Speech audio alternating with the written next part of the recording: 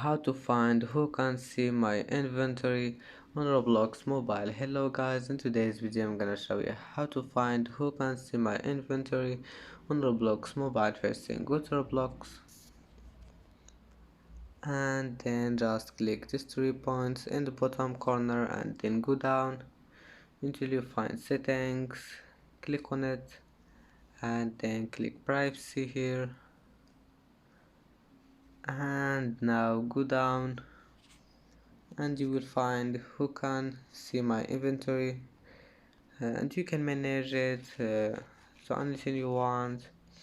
And that's how to find who can see my inventory on Roblox mobile. And that's it for today's video. If you like this video, please don't forget like and don't forget subscribe, and thank you for watching this video until the end. See you in the next video.